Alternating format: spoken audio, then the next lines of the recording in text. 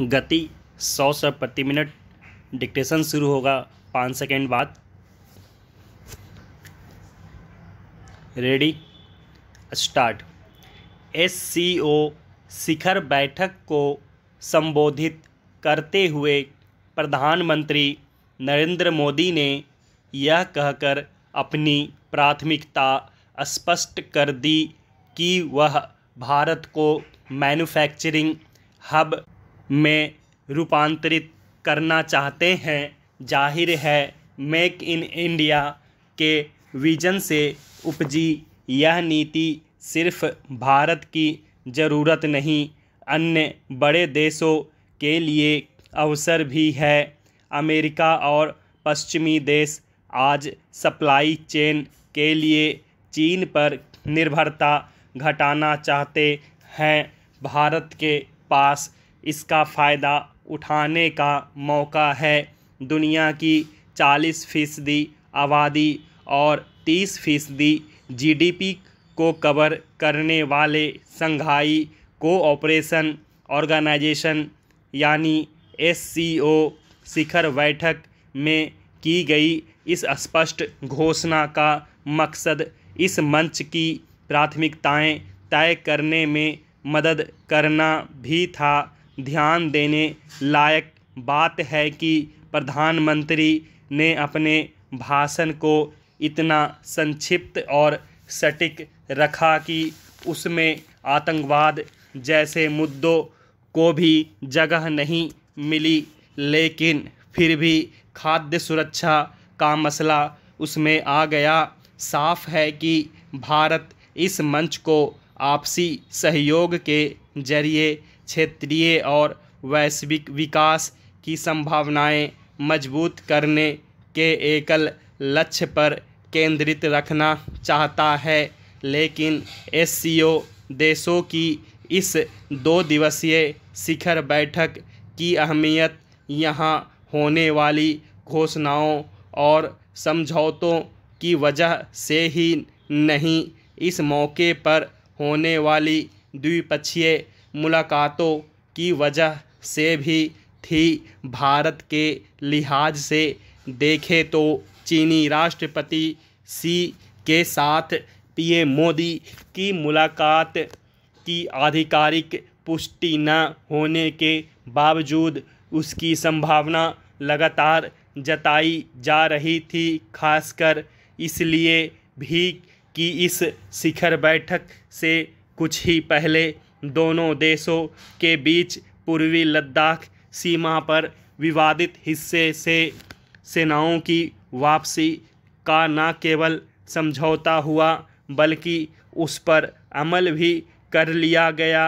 हालांकि दोनों देशों के बीच हालिया विवाद के बाद तनाव इस सीमा तक बढ़ चुके हैं कि चलते चलते हुई किसी एक मुलाकात से इसमें निर्णायक प्रभाव पड़ने की उम्मीद नहीं की जा सकती। लेकिन रिश्तों पर जमी बर्फ़ ऐसी मुलाकातों की धूप से ही पिघलना भी शुरू होती है।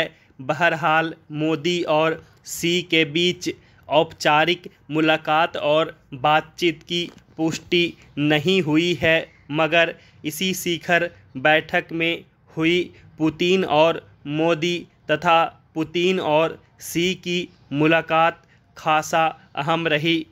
पुतिन और मोदी की मुलाकात ने जहां द्विपक्षीय रिश्तों की करीबी को रेखांकित किया, वहीं पुतिन और शी की मुलाकात ने दोनों के रिश्तों में आई हल्की सी दरार को शी ने अपनी तरफ से यूक्रेन मसले का जिक्र तक नहीं किया, लेकिन पुतिन ने सार्वजनिक तौर पर माना कि यूक्रेन मसले पर चीन की कुछ असहमतियां हैं।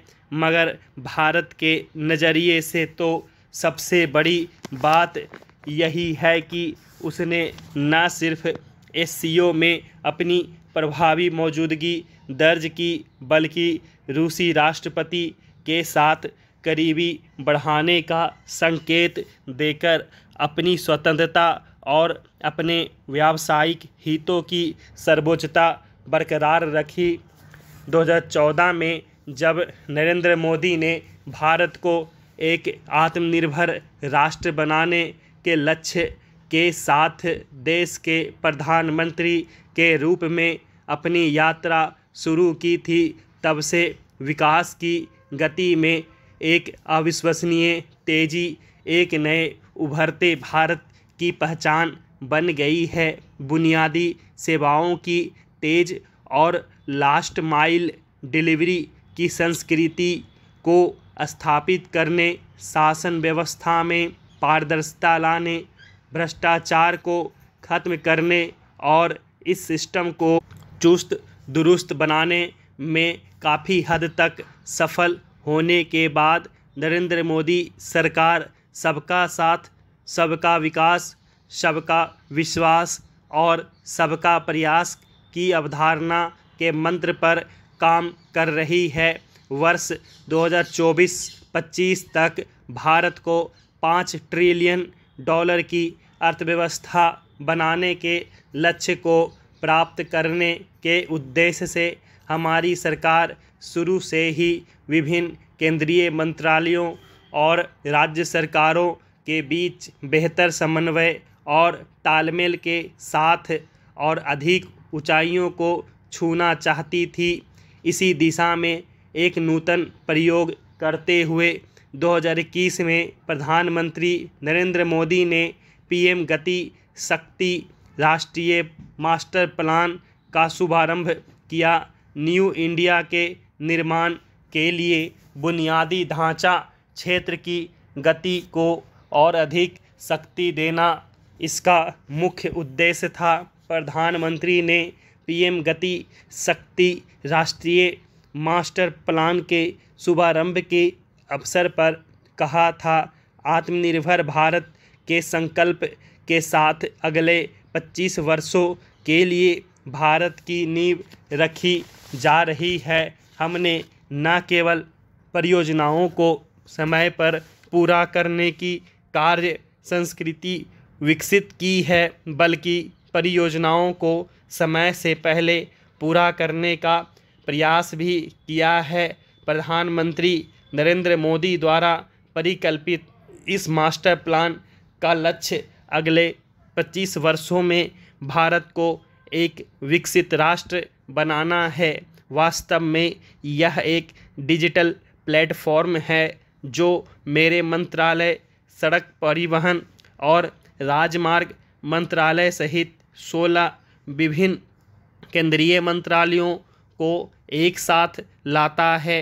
इसका उद्देश्य देश के विभिन्न हिस्सों, विशेष रूप से सभी आकांक्षी जिलों, जनजातीय इलाकों, पहाड़ी क्षेत्रों और पूर्वोत्तर में सर्वस्पर्शी और समावेशी सामाजिक आर्थिक प्रगति को सुनिश्चित करने के लिए बुनियादी ढांचा एवं कनेक्टिविटी के एकीकृत कार्यक्रम पर सामूहिक रूप से जोर देना है, ताकि विकास के रास्ते में आने वाले सभी अवरोधों को खत्म कर समय पर योजनाएं पूरी की जा सकें।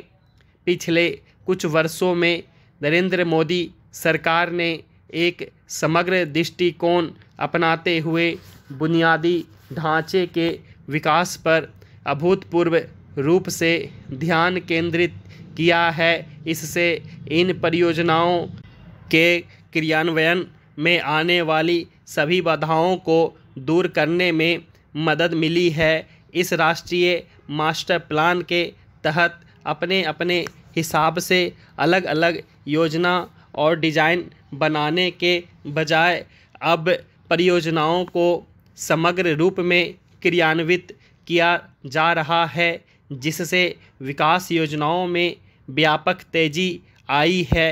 कैबिनेट के समक्ष मेरे बहुत से प्रेजेंटेशन से पहले प्रधानमंत्री कुछ न कुछ नूतन विचार देते हैं और इसमें वैल्यू एडिशन करते हैं।